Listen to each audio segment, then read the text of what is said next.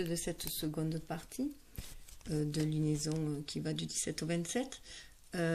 Donc voilà, donc on voit bien que on nous demande voilà, d'être dans le silence, d'être dans le silence, mais dans la connexion avec l'univers.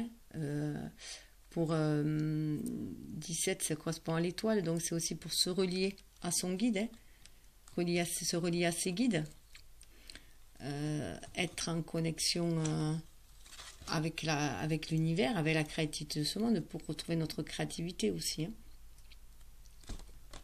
C'est aussi, alors il y a le maître, le guide, donc qui est une des meilleures cartes du jeu, enfin qui est la meilleure, c'est le guide, c'est Osogène, donc c'est se connecter à ses guides, à son guide, mais c'est aussi retrouver son guide en soi, son guide intérieur. C'est s'affirmer après avec ce guide intérieur. Donc là on revoit, il est là, on le voit là. Donc voilà, se connecter à son troisième œil, à ses intuitions, mais pour aussi après s'élever et s'aligner et agir en tant que comme un guide. Guide, savoir se guider soi-même dans sa vie, mais on peut aussi être un guide pour les autres. Briller de par sa lumière que l'on dégage, en fait, donner exemple aux autres pour qu'ils aient envie de suivre un chemin lumineux, tout en les laissant faire leur propre cheminement, bien entendu, mais juste leur montrer que c'est possible, en fait, que ça fait partie de la réalité. Donc il y avait aussi sous le deck des sirènes et dauphins, attention à nos pensées, donc vraiment garder de bonnes pensées par rapport à la loi de l'attraction et le pouvoir de l'intention pour réaliser ses rêves. Dans les énergies ambiantes qui sont sorties, alors non, d'abord il y avait voilà sous le deck, faut pas oublier Luna. Voilà, ben, en plus ça tombe très bien. Luna, c'est être soi, c'est notre déesse intérieure. Voilà, c'est notre déesse intérieure, c'est notre vraie nature, c'est sortir de cette nuit noire, sortir de cet état de nuit noire de l'âme. Où est-ce qu'elle est? Voilà. C'est voilà, se relever et sortir, voilà, l'être lumineux que l'on est, avec toutes l'être précieux que l'on est, cette couleur or, cet être précieux que l'on est, c'est notre trésor intérieur et on va pouvoir aussi l'offrir, voilà, créer grâce à ce trésor intérieur. Donc là on retrouve, voilà, c'est notre déesse intérieure, notre guide intérieur, notre maître intérieur, comme voilà le guide aussi. Donc là on voit bien, il y a le guide toujours. Le guide extérieur, on peut trouver quelqu'un qui nous guide aussi. Ça peut être le jumeau qui guide aussi sa jumelle. Et notre propre guide intérieur. Et là, voilà, avec la lune, là, le silence, voilà, ça peut être aussi lié par rapport à la lune noire. Et avec les énergies qui sont tombées en prenant le jeu cette fois-ci, donc pour moi, c'est vraiment des énergies au niveau de la pleine lune. Il y avait Aradia.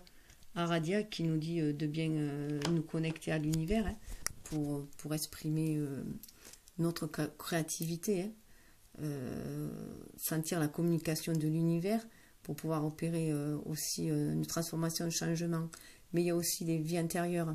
Donc pour moi, les vies intérieures, je l'associe beaucoup aussi avec la lune noire, les choses qui remontent. J'associe énormément avec celle-là. En plus, là, comme on pouvait voir aussi, on est toujours connecté à l'univers. Être connecté à l'univers pour recevoir les messages d'amour de l'univers, communiquer après les messages d'amour, le chakra du cœur, communiquer ces messages d'amour à l'univers, toujours sur son intuition. Et là, on va recevoir une transformation.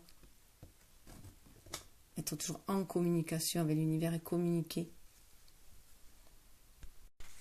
Alors pour la carte éternité, il est noté, cette carte vous encourage à vous détacher des limitations de votre mental et à observer votre vie sous une plus grande perspective. Donc c'est pour ça que moi je parle de voir l'amour inconditionnel qu'il y a autour de soi. Aradia, il est temps de remettre en question certaines de vos croyances. Observez-les avec objectivité, essayez d'identifier celles qui vous font aller de l'avant et vous procurent de la joie. Donc voilà, l'introspection, voilà, on fait le point sur ses croyances et les vies intérieures. Chacun de nous conserve ses expériences passer dans la mémoire de son subconscient et transporte ses mémoires subconscientes d'une vie à l'autre. D'où la nécessité d'être en introspection pour éclaircir ça. Hein. Donc là, on a Jérémiel qui est là pour nous aider à éclaircir cela. Et à être soi. Luna, croyez en vous car vous êtes une merveille de la création. Et l'arbre magique, je le retrouve. L'arbre magique. L'arbre magique, vous êtes un artiste de lumière, vous êtes talentueux et béni des cieux. Donc voilà, on va retrouver pour la plupart, après une période d'introspection qui risque d'être très, très abrasive, très dure, on va retrouver notre être lumineux. Voilà, on va faire comme le nénuphar. Le nénuphar, le lotus. On va s'ancrer bien dans la boue, on va bien remuer la boue au fond et on va remonter, s'élever, remonter et s'épanouir comme un lotus. Voilà, comme on peut voir dans la carte de la réceptivité qu'il y avait le mois dernier. Voilà. Bon, mais voilà pour cette seconde phase. Ouais.